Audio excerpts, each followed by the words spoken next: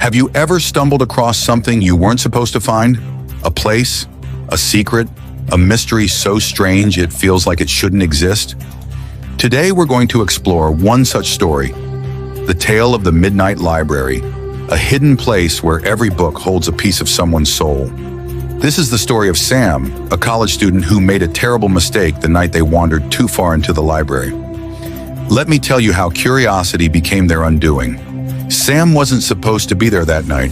The campus library was quiet, almost empty, except for the occasional shuffle of a librarian stacking books or the hum of a vending machine. But Sam wasn't looking for books on the shelves. They'd heard a rumor. A whisper passed between students in hushed tones about a hidden room deep within the library. Most dismissed it as nonsense, but Sam couldn't let it go. Their curiosity got the better of them.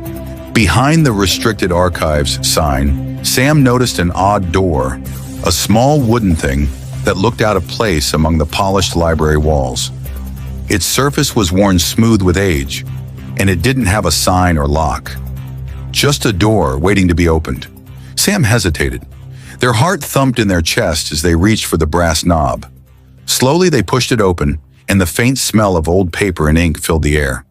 Beyond the door was a narrow spiral staircase, twisting down into darkness. Sam's phone flashlight barely illuminated the steps as they descended, the air growing colder with each step. It wasn't long before they reached the bottom and found another door. This one was slightly ajar, spilling warm, golden light into the dim hallway. Sam stepped through and froze. They were in a library, but not the one above. This one stretched impossibly high, with shelves disappearing into shadow. Books were stacked haphazardly, some glowing faintly as if alive. And at the center of it all was a desk, and behind it sat her. The librarian was old, older than old. Her face was a labyrinth of wrinkles, and her eyes, a sharp, piercing gray, seemed to cut straight through Sam. She smiled, but there was nothing comforting about it. "You found it," she said in a voice like a whisper carried on the wind. "Not many do." Sam tried to ask what this place was, but the librarian cut them off. "This is the Midnight Library," she said.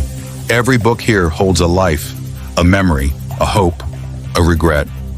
Read them if you must, but know this. These stories do not belong to you. Take one out, and the library will take something back." Sam nodded, but their attention had already wandered to the nearest stack of books. One caught their eye, a small leather-bound volume titled "What Could Have Been." The librarian didn't stop them as they opened it. The moment Sam read the first line, the world around them disappeared. Suddenly, they were sitting in a sunny park, laughing with friends they didn't recognize.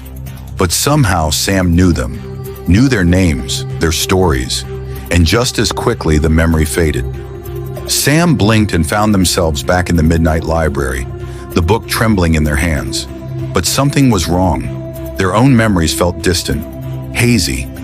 The librarian spoke again, her tone almost gentle. "I warned you. The books don't just tell stories. They take them.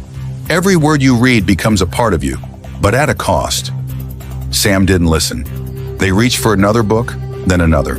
With every page, they lived lives they'd never imagined. A world-famous musician, a daring explorer, a beloved parent. But with every story, they lost something real. Their best friend's name slipped from their mind. Their childhood memories blurred.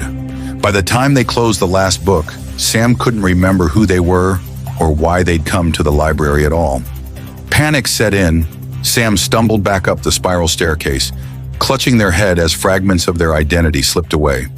They burst into the main library expecting relief, but nothing felt familiar. Friends didn't recognize them.